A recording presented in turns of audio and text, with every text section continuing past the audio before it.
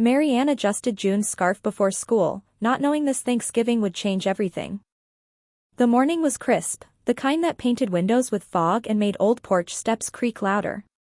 Mary Ann crouched to double knot the shoelaces on June's little boots, then tugged the scarf up gently over the girl's chin. The fabric was soft, handmade, she'd knitted it herself last year in that quiet window between Halloween and Thanksgiving. June giggled, the puff of her breath turning into a ghost cloud in the chilly Vermont air. They walked together down Chestnut Avenue, hand in hand. Mary Ann's steps were careful, deliberate, there was always something comforting about routine. She liked the feel of a known sidewalk underfoot, the rhythm of their mornings. June chattered about a paper turkey she was making in class, and Mary Ann listened, nodding, offering the occasional question to keep her daughter talking. It made the world feel safe. Mr. George stood outside his bakery as they passed, a paper cup steaming in his hands. He was wrapped in his usual flannel and wool hat combo, gray beard flecked with flour. He gave June a wink and tipped his cup toward Mary Ann. "You always keep that scarf just right," he said. Mary Ann smiled. "Keeps the cold out." He nodded but added, almost too casually, "Some smiles don't reach the eyes, you know." She paused mid-step, caught off guard, but he had already turned, pushing the bakery door open with his elbow, the smell of rising dough drifting out behind him.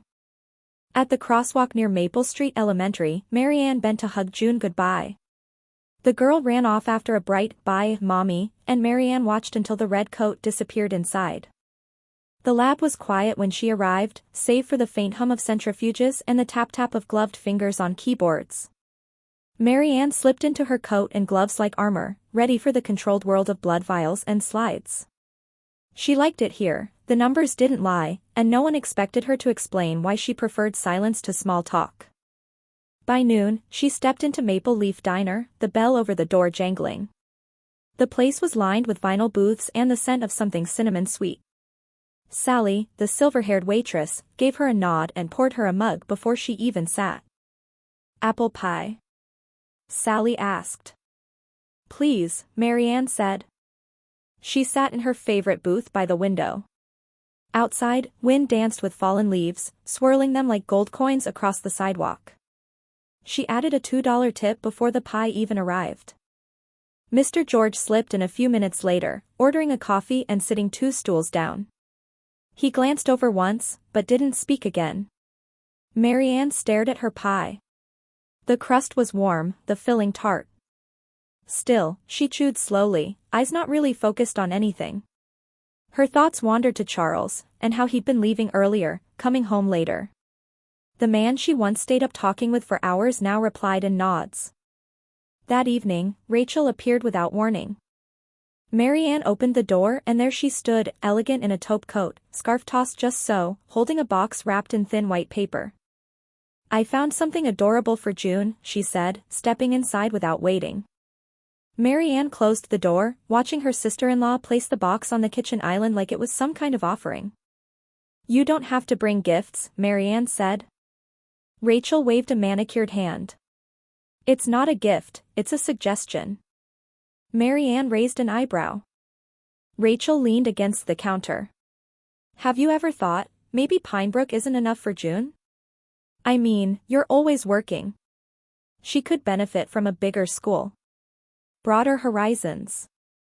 "She's 6, Mary Ann said, keeping her voice steady. "Exactly.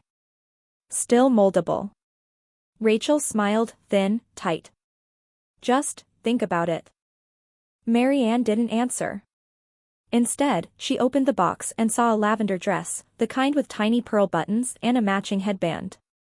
Rachel left soon after, claiming she had dinner reservations in Burlington. Charles came home late, again. His tie was loosened, and his breath held the faint scent of whiskey and cold wind. He didn't look up from his phone as he placed his coat on the rack. "Long day?" Mary Ann asked. "Meetings ran late." He didn't offer more. She served reheated pot roast. He ate distractedly, tapping his phone under the table. June showed him a paper turkey. He nodded, didn't look. After dinner, as Mary Ann hung up his coat, something stiff slipped from the inner pocket. She reached in, pulled out a sleek business card. Thompson and Eldridge, LLP, Family Law. Burlington of Vermont.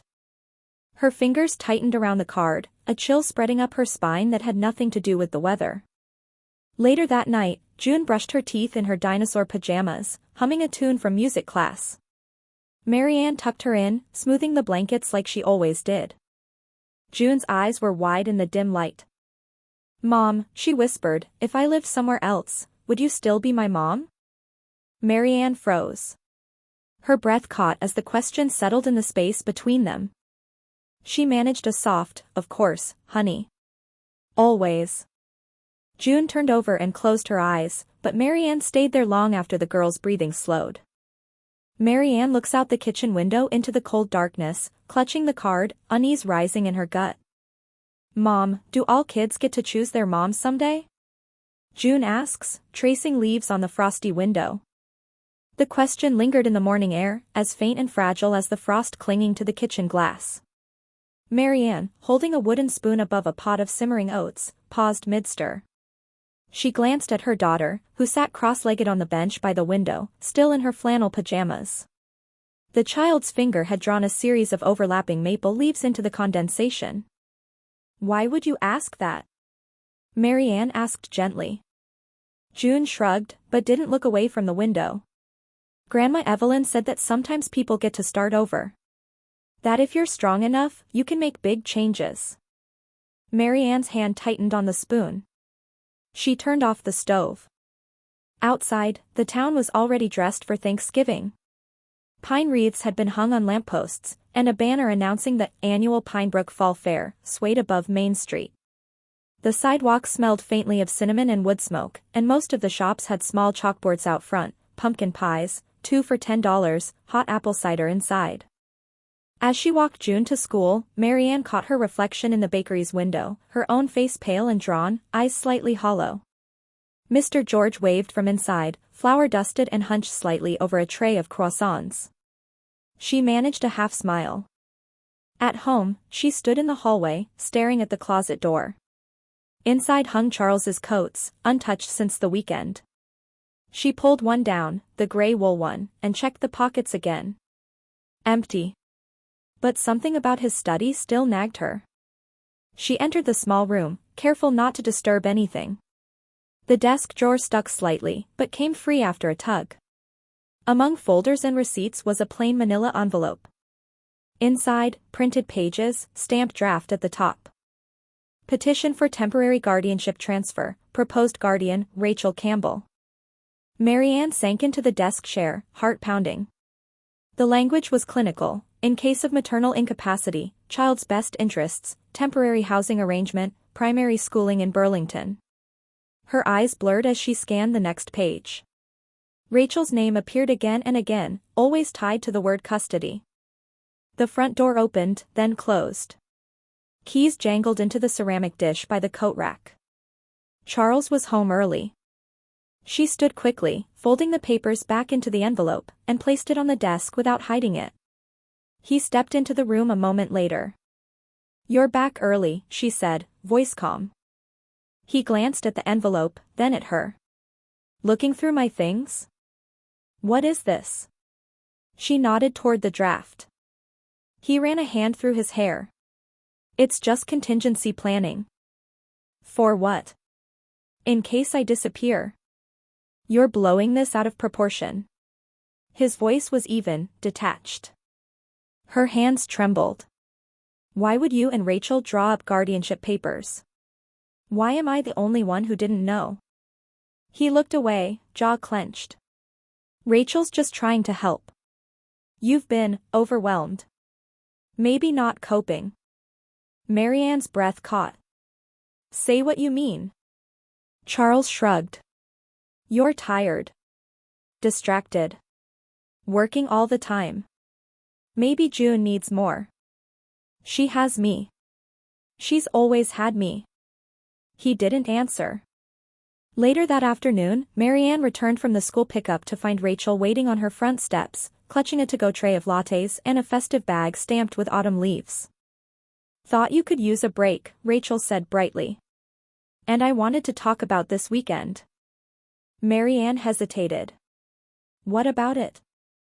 Rachel handed her a folded piece of thick cardstock, an invitation printed with cursive lettering and a sketch of Cradle Hollow's famous lookout.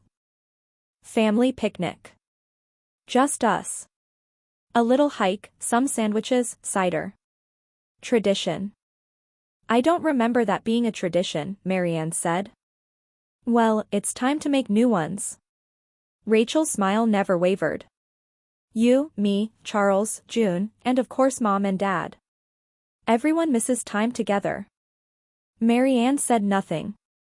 June reached up for the bag and peeked inside, pulling out a leaf-shaped cookie. That evening, after dinner, Charles watched TV while June colored at the kitchen table. Marianne stepped outside to take out the trash. As she turned back, something caught her eye on the porch rail, a small white envelope. She opened it. Inside was a photograph, grainy but clear enough, Charles and Rachel, standing near the Burlington courthouse. They weren't touching, but their heads were close. Rachel was smiling. Charles had his hand on a file folder. The photo had no note, but it didn't need one. A quiet knock at the door startled her. She turned to find Mr. George standing there, his hat in one hand, coat collar raised against the wind. I saw something odd this morning. You might want to take a look. Let's take one last picture at the lookout, Rachel said, her tone too sweet to trust. The forest stretched out ahead, brilliant in its final blaze of autumn. Gold and amber leaves clung stubbornly to thin branches, rustling in the breeze like a warning whispered in another language. The path underfoot was narrow and cracked with time, packed with the crunch of dry leaves and frost-hardened soil. It was Thanksgiving morning, but the warmth of the holiday hadn't reached Cradle Hollow. Marianne held June's mittened hand as they followed the others through the woods. Charles walked ahead with Harold, their conversation low and indistinct. Evelyn lingered behind, a small wicker basket looped over her arm, swinging too lightly to carry anything meaningful. Rachel, in a fitted hiking jacket too clean to be practical, flanked Marianne like a shadow dressed in cheer. Remember when we used to hike out here every November? Rachel said brightly, her voice lilting with nostalgia. Marianne offered a nod, but her eyes kept scanning the woods, the trail, the shifting shoulders of the people she once called family. I thought you hated hikes. Oh, I hated the bugs, Rachel laughed. But not the views. They stopped briefly at a fork in the path. The old markers, once painted red, had faded to near invisible. Harold pointed left. That way's newer, less foot traffic. Great views. Shorter, too, Charles added. Marianne hesitated. Something about the direction tugged at a memory, one she couldn't fully grasp. She looked down at June, who was busy adjusting her backpack strap. A small flap poked out from the zipper, the edge of a handmade Thanksgiving card. Marianne recognized the crayon handwriting, to Mom, forever and ever. She swallowed. The group moved on. A few minutes later, the trees began to thin. Shafts of sunlight broke through, slicing the forest into strips of light and shadow. Marianne noticed her breath was visible now. The air had grown colder, more brittle. She adjusted June's scarf, trying to keep her hands from trembling. We're almost there, Charles called back. Marianne frowned. There had been no mention of food. No thermos. No checkered blanket. Evelyn's basket still looked suspiciously empty. It didn't feel like a picnic. It felt like a performance. Her unease grew with every step. They reached a clearing. At the far end, a narrow ledge jutted out over the valley. The view was undeniably beautiful, rows of pines rolling down into golden flats, a glimmer of water in the far distance. The wind picked up, fluttering Rachel's hair and sending a handful of leaves swirling. Let's get a photo, Evelyn said, pulling out her phone. June started forward, but Marianne held her hand. Wait. Charles turned. What's wrong? Nothing, Marianne said, scanning their faces, their movements. Rachel stepped beside her, smiling. Come on. Just one picture. You and June in front. Behind them, Harold and Evelyn adjusted their positions. Charles bent slightly and lifted June under her arms, setting her feet closer to the edge. "Careful," Marianne said, moving forward quickly. Rachel reached out, touching Marianne's shoulder. "Let her enjoy the view." But Marianne barely heard her. She saw Charles whisper something to Harold. Evelyn shifted to the side, placing herself between Marianne and the trail back. It was the silence that made it real. No one said anything about food. No one commented on the cold. They weren't here to celebrate. As she stepped closer to June, something hard struck her from behind. It wasn't a punch, it was a push. Forceful. Sudden. She stumbled. The world tilted. Leaves blurred past her eyes as she lunged forward, arms out. June let out a squeal, teetering toward the drop. Marianne caught her daughter's waist mid-fall, pulling her back just as her own foot slid on the frosted soil. And then they were weightless. Time stretched. Marianne wrapped herself around June instinctively, tucking the girl's head under her chin, her arms shielding the tiny back. Branches whipped past them. A snap. A burst of pain. Then silence. There was no air. No sound. Just stillness. A slow creaking wind stirred the canopy above. In the silence of the forest floor, June whispers, "Mom, are we gonna wake up again?" Marianne's first instinct was to check if June was breathing, hers could wait. The weight of her daughter's small body was still curled into her chest, and she forced her numb fingers to trace along June's back, her side, finally resting near her ribcage. A soft rise, then fall. Again. Marianne let out a trembling breath. Above them, the forest whispered, dry leaves brushing against one another in the wind like soft-spoken secrets. Moonlight filtered through bare branches, casting faint silver stripes on the forest floor. Her wrist throbbed with heat, and her right leg refused to move. Marianne shifted slightly, wincing as pain shot up her side, sharp and dizzying. She tried to sit up but the effort was too much. Her head swam. Everything ached. June stirred against her. "Mom." "I'm here," Marianne whispered, brushing dirt and blood from her daughter's cheek. "I've got you." They lay there in silence, save for the faintest rustle from above. Then, voices. Too soft to recognize. A man, then a woman. "Do you see anything?" "Not moving." "Then we're done." The voices receded. Leaves crunched under footsteps, slow and deliberate, until even those faded into the distance. Marianne waited, muscles locked, barely breathing. She didn't realize she'd been holding June's mouth gently shut until the girl pulled away slightly, eyes wide. "They're gone?" she asked, voice a thread. "I think so." Marianne reached for the branch nearby and tried to sit again. This time, she succeeded, barely. She checked June more carefully. Scrapes. A swollen lip. But no breaks, no blood she couldn't identify. Relief mingled with rage. Her own body told a different story.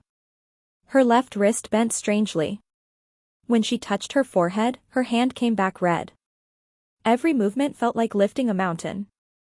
Still, she forced herself to rise, leaning on one elbow, then an unsteady knee. "I need to find help," she whispered. "I'll go," June said quickly. "No," Marianne shook her head. "You're not going into the dark alone." "Then we go together." Marianne didn't argue. There was something in her daughter's voice she hadn't heard before, steel. Not fearlessness, but clarity. They stood slowly, Marianne leaning heavily on a fallen branch she fashioned into a crutch. Each step forward was a negotiation between pain and necessity. June held her side, guiding her, eyes darting ahead. The forest loomed, unfamiliar and infinite. Then, in the distance, orange light. Flickering. Fire. June gasped. There. It took 20 minutes to cross the uneven terrain. When they reached the clearing, the warmth of the campfire hit them like a wave. An elderly couple sat on collapsible chairs near a large beige tent, a radio beside them playing faint jazz, barely audible but oddly grounding. The man stood first. Tall, bearded, with a ranger's windbreaker zipped to his neck. His eyes widened. "Sweet Lord," he breathed. The woman followed, shorter, wrapped in a thick plaid coat. She rushed forward, pulling June close, eyes on Marianne's staggering frame. "We fell," Marianne murmured. "My daughter." The man caught her just as she collapsed. When Marianne came to, she was lying on a sleeping mat beside the fire, her coat draped over her. A steaming thermos sat by her hand. Her wrist had been wrapped with something soft, perhaps a scarf. A blanket lay across her legs. June sat beside her, holding her hand. The man, Mr. Brown, was on the radio, his voice steady but urgent. "We found them in Cradle Hollow. Mother and daughter. Injuries, possibly internal. Send an ambulance, fast." His wife knelt beside June. "Tell us what happened, sweetheart," she said gently. June didn't hesitate. "My mom saved me. They pushed her. She caught me, and we fell." The woman looked stricken. She reached out, brushing a leaf from Marianne's hair. The forest was quiet again, except for the fire and the far-off static of the radio.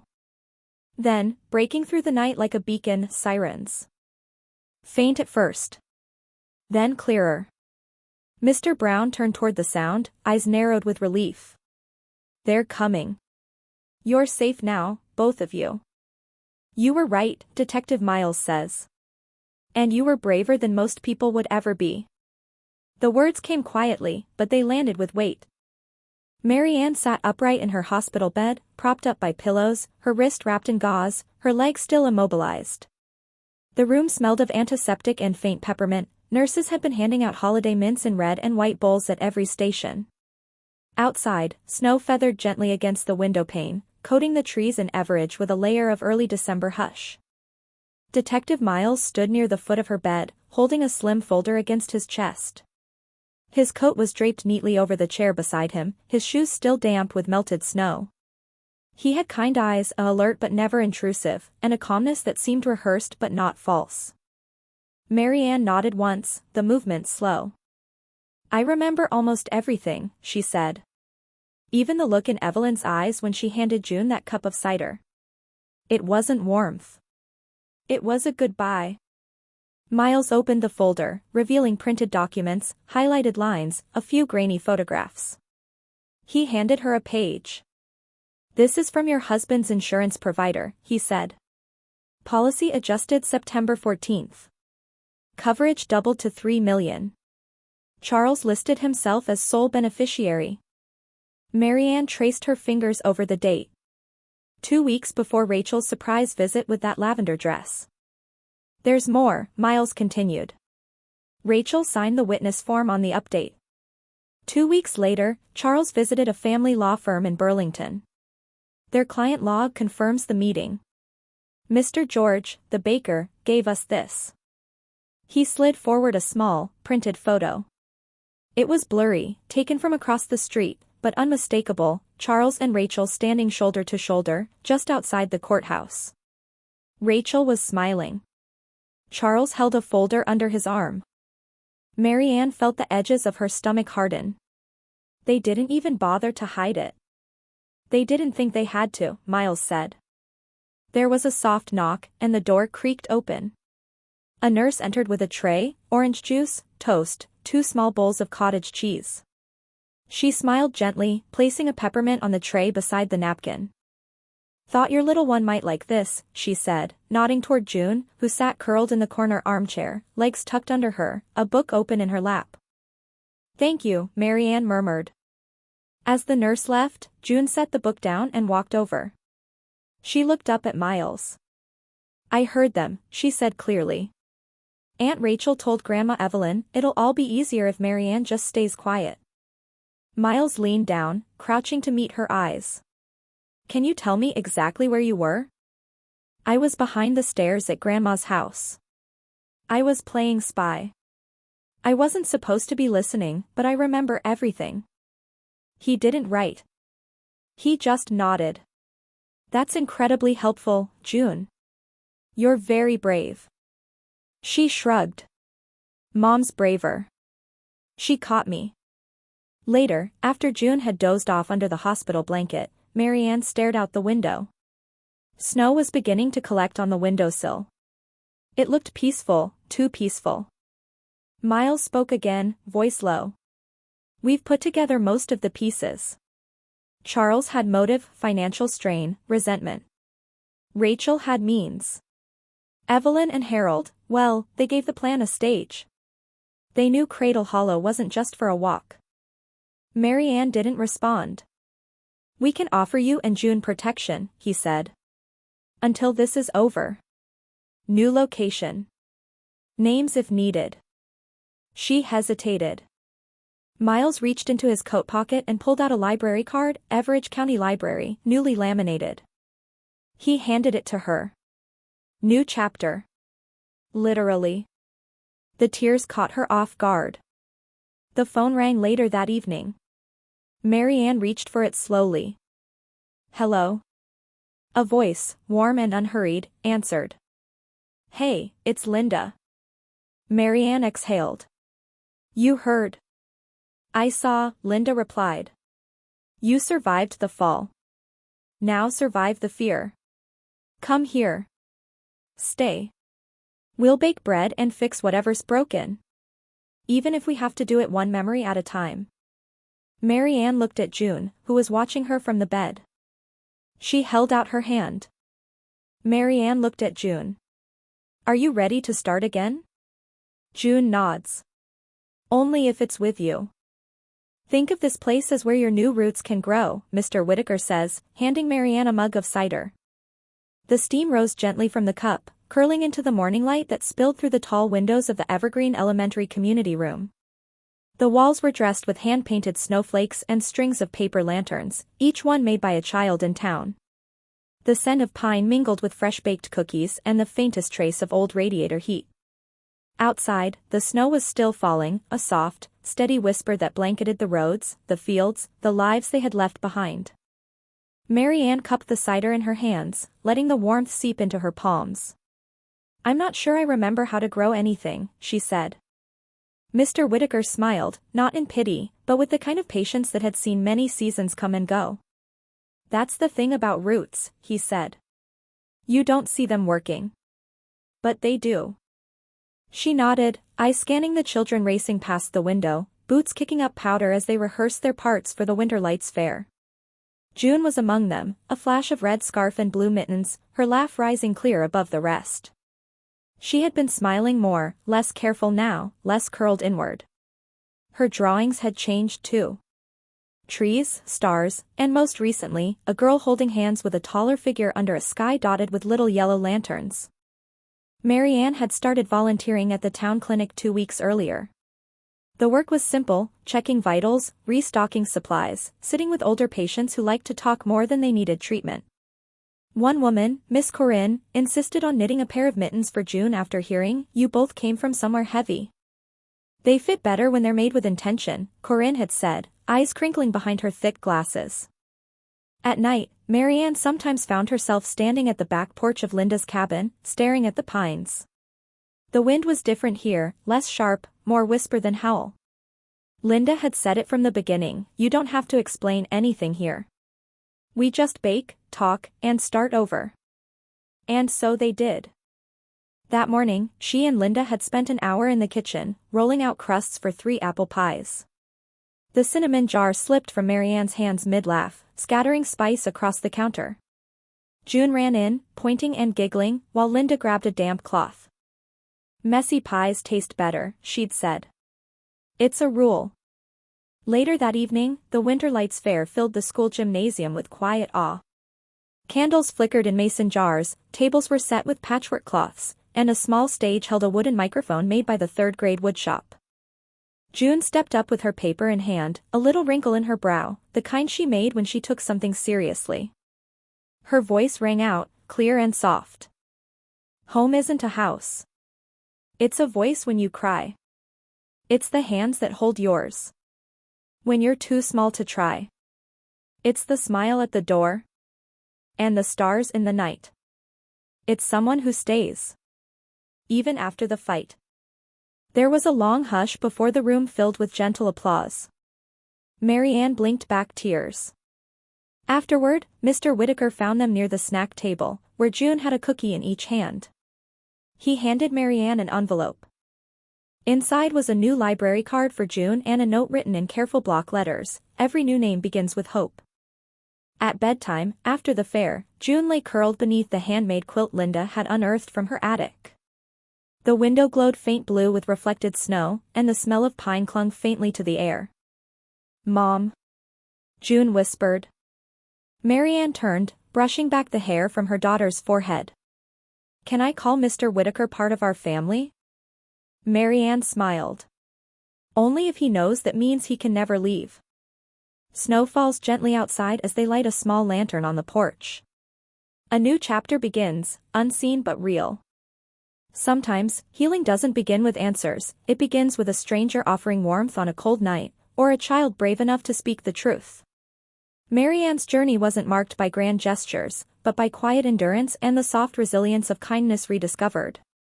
When we choose to look beyond appearances, we open ourselves to the possibility that love and family can take root in the most unexpected soil.